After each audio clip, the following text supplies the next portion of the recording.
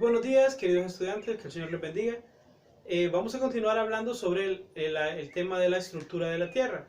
Recuerdan que en la clase anterior estuvimos hablando sobre la atmósfera. La atmósfera decíamos que es la capa de gas que rodea la Tierra y tenía varias subcapas. La capa donde vivimos nosotros se llamaba la troposfera, que es donde respiramos. Después de eso venía la estratosfera, que es donde está la capa de ozono. Luego venía la mesósfera, que es la capa de en medio. Luego venía la termósfera, que es la capa más caliente. Dentro de la termósfera había otra capa, recuerden, que se llamaba la ionosfera, que es la que nos ayuda en las transmisiones de radio. Y por último estaba la exósfera, que ya va a dar al espacio interplanetario. ¿Se acuerdan? Si no saben de lo que estoy hablando, les recomiendo que vayan a buscar esa otra clase, ¿verdad? Y la repasen, porque es importante todos esos conceptos. Bueno, hoy vamos a referirnos a la hidrosfera.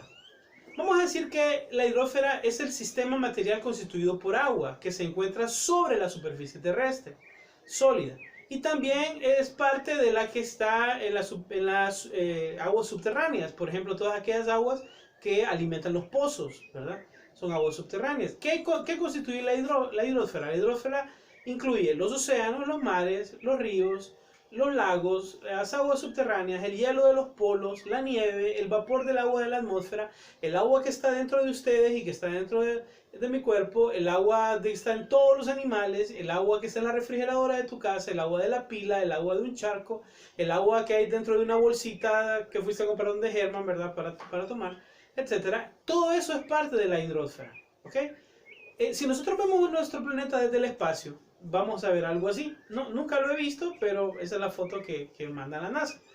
Y entonces nos han enseñado desde la escuela que más del 70% de nuestro planeta es agua, ¿verdad que sí? Pero vamos a ver cómo está constituida esa agua. Bien, del 100% del agua, de todo el 100% del agua, el 70% del planeta es agua, ¿verdad? De ese 70%, el 96.5% es agua salada. O sea que de todo el agua que hay en el planeta, casi el 97% es agua salada, el 96.5%. El 3.5% es agua dulce. Pero esa agua dulce no es agua que no es salada.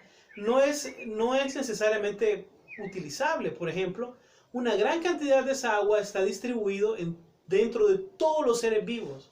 Entonces no te la puedes tomar. Otra gran cantidad está congelada en los polos de la Tierra. Tampoco la puedes tomar. Y solamente el 0.025% aproximadamente del agua dulce está en ríos y en lagos y lo podemos utilizar. Y de ese 0.025 no lo utilizamos todo. O sea que en realidad el agua que se utiliza es bien poca. El agua potable, por decirlo así, el agua que llega a nuestros hogares constituye un porcentaje bien poco, ¿verdad? En relación a todo el agua que tiene. Bien, volvamos a ver esta imagen. Miren, todo esto es agua, todo lo azul que ustedes ven, y por el otro lado también, nuestro planeta es pura agua, dice la gente. Pero fíjense que eso no es así. Hace poco la NASA hizo un estudio e hizo esta imagen. Le sacaron todo el agua a la Tierra, hipotéticamente, ¿verdad? Y la metieron en una sola burbuja y se miraría así. Esa burbujita que ustedes ven ahí arriba sería todo el agua condensada de todo el planeta. En realidad es pequeña, ¿verdad? Obviamente es mucho más grande que Honduras, ¿verdad? Casi quizás del tamaño de Centroamérica, pero no es tan grande como la gente piensa. Que dice la gente es el 75% del planeta, el 70% del planeta es agua. No es cierto.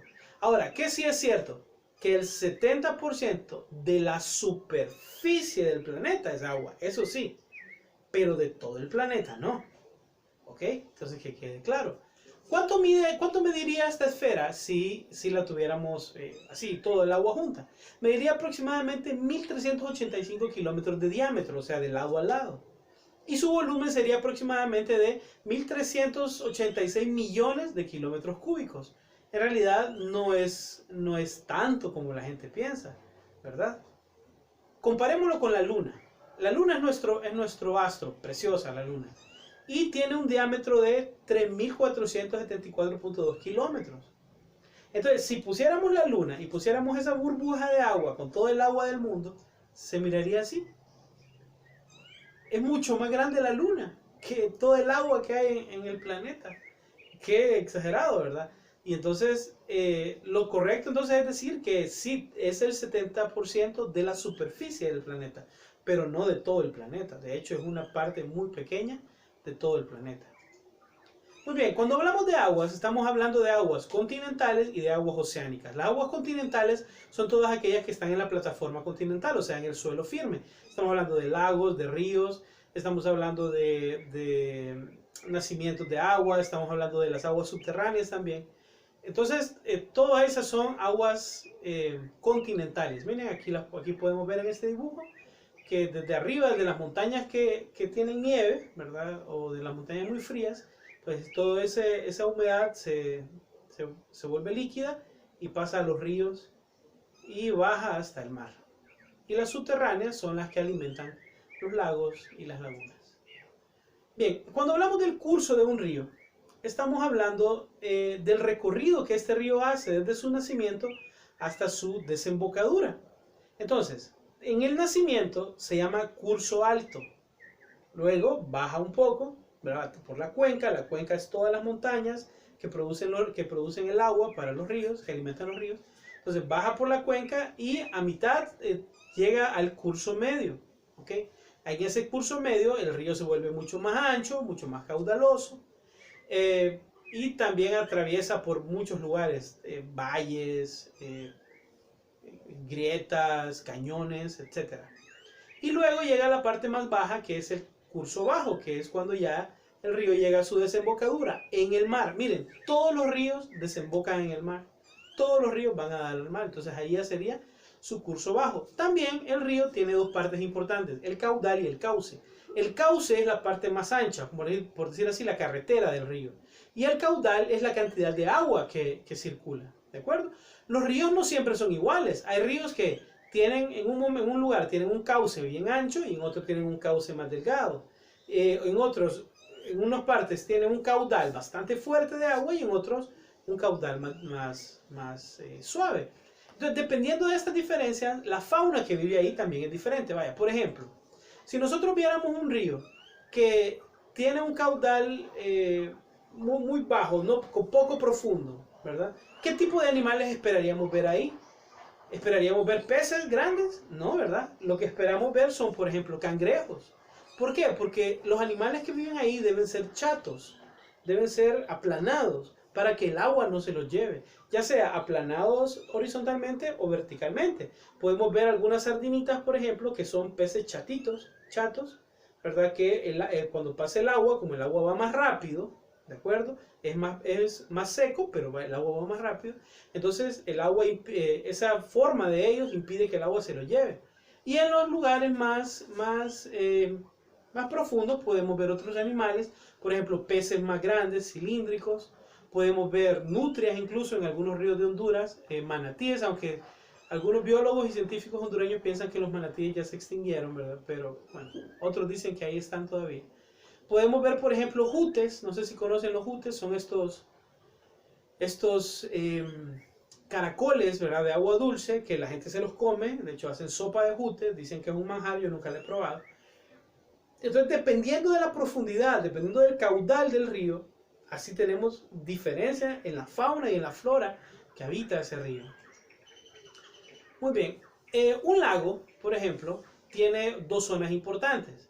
Está la zona litoral, que es la zona, como decir, de la orilla, y es hasta donde llega la luz. Fíjense en esta ilustración y van a observar de que la zona litoral marca hasta donde están las plantas. Miren, entonces hasta ahí llega la luz. Pero ¿cómo sabemos que hasta ahí llega la luz? Porque recuerden que las plantas hacen fotosíntesis. Entonces las plantas no van a estar donde no hace luz. Entonces ahí se ve hasta dónde llega. Y los animales, por ejemplo, que viven en la zona litoral, son muy diferentes a los que viven en la otra zona, que se llama zona limnética, que es la zona profunda, que en la parte superior hay luz, pero en el fondo es totalmente oscuro. Los organismos que viven en el fondo se alimentan de lo que cae de arriba, de los sedimentos que caen de arriba. ¿Okay? Cuando hablamos de un lago, es muy común ver unas cadenas alimenticias en él. Por ejemplo, en el lago de Yohoa, ¿verdad? El lago de Yohoa, pues ahí se crían peces, seguramente alguno de ustedes ha ido ahí y se ha degustado algún rico pescado. El problema con la cadena alimenticia es que junto a la cadena alimenticia viene una cosa que se llama cadena de contaminación. ¿Qué es eso? Los organismos productores absorben del suelo algunos materiales y algunos minerales que son tóxicos, ¿de acuerdo? Y entonces viene un consumidor primario, se lo come, absorbe esa toxicidad, se la pasa al otro consumidor y así hasta llegar al pez que vos te comiste bien rico, ¿va? Y entonces el pez no solamente se alimentó, sino que también se contaminó junto con la cadena alimenticia. Nuestro lago de Yohoa tiene dos grandes problemas. Uno de ellos es la minería. Miren, este es nuestro lago de Yohoa, qué hermoso, ¿verdad? Es el único lago natural que tenemos. Entonces, uno de los grandes problemas es la minería a cielo abierto. Durante muchos años alrededor del lago de Yohoa, o sea, no cerquita, sino que en montañas bastante lejos, pero que tienen comunicación subterránea con el agua, ¿verdad? Con el lago, se hizo mucha actividad minera y entonces todos esos residuos, todos esos metales pesados como el mercurio, por ejemplo, se depositaban en la tierra directamente y estos iban a dar al lago de Yohoa y los peces se alimentaban y entonces se contaminaron. El lago de Yohoa está contaminado por la acción minera que ha habido en Honduras. Y el otro problema es el comercio, los turistas, ustedes y yo que hemos ido al agua a comernos un pescado seguramente. ¿Por qué será problema? Porque toda la basura que se genera se tira al lago. Y entonces el lago se está convirtiendo en un basurero. Y esto, la materia en descomposición genera bacterias que producen enfermedades a los animales que están ahí, producen mortandad y eso se vuelve una peste después. Entonces, gran problema, la minería y el turismo está destruyendo el lago de Yohoa, nuestro único lago natural. Muy bien, vamos a hablar ahora de los mares, ¿ok? Vamos a hablar ahora acerca de los mares. Y los mares son el ecosistema más grande que existe. Los mares son el bioma más grande, o sea que son el lugar donde hay más biodiversidad. Ustedes pueden ver ese video, como miles y miles de animalitos pequeñitos andan ahí nadando, ¿verdad? En el mar, que es un ecosistema precioso. Podemos ver, por ejemplo, diferentes tipos de ecosistemas en el mar. Está, por ejemplo, el arrecife coralino, está, por ejemplo, la zona de pesca, la zona de marea alta, o alta mar que se llama. Está, por ejemplo, el mangle. Y hay un montón de zonas de producción en el mar, ¿verdad? Que son diferentes. Entonces, por eso decimos que es el ecosistema más variado que existe, más grande. Miren qué bonito. ¿Cuáles son las partes del mar? O sea, ¿cómo está dividido el mar? Bueno, quizás alguno de ustedes ha ido al mar alguna vez y se ha introducido y se ha dado cuenta de algo. Entre más te metes en el mar, te va cubriendo más. ¿Verdad que sí? ¿Por qué? Porque toda la tierra va bajando. A esa tierra se le llama plataforma continental. Veamos. Tenemos aquí una imagen de la estructura del mar. Toda esta parte gris que ven acá sería la parte que está pegada al continente, o sea, la placa continental. A esta parte se le llama zona bentónica. ¿De acuerdo? Desde la playa, de la arena donde te paras vos en la playa, hasta la arena que hay en el fondo del mar, en las profundidades se llama zona bentónica. Y tiene varias partes. En primer lugar está la zona litoral, que es donde nosotros estamos, nos paramos ahí en el mar o en la playa. Luego viene la zona sublitoral, que es una zona donde habitan corales y algunos otros animales marinos, algas, medusas, anémonas, pepinos de mar, galletas de mar, peces multicolores, ¿verdad? Luego viene la zona abacial, que es una zona ya más profunda. Luego viene la zona abisal, que es una zona donde la presión atmosférica es muy alta y no se puede llegar ahí. Y la zona abisal tiene el fondo de ella que se llama la zona hadal. Ya vamos a hablar más detenidamente. En la zona que es el mar ahora, que es el agua, se llama zona pelágica. ¿Okay? O sea, la zona de la tierra se llama zona bentónica. La zona del mar, zona pelágica. Entonces, en la zona pelágica está la primera parte de arriba, que se llama la parte nerítica o el nivel nerítico. Este nivel es el que está, digamos, cerca de la playa, ¿verdad? Donde no es profundo. Luego viene la zona, siempre hablando de la parte del agua, ¿verdad? De la zona pelágica.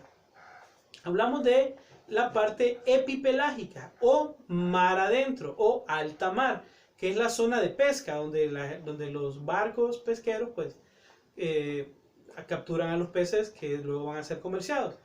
Luego viene la zona mesopelágica, que es una zona de paso, ¿verdad? Ahí viven muchos peces grandes, viven organismos pulpos, etc. Luego viene la zona batipelágica. Esta zona es bien interesante porque casi no hay vida. Es una zona fría.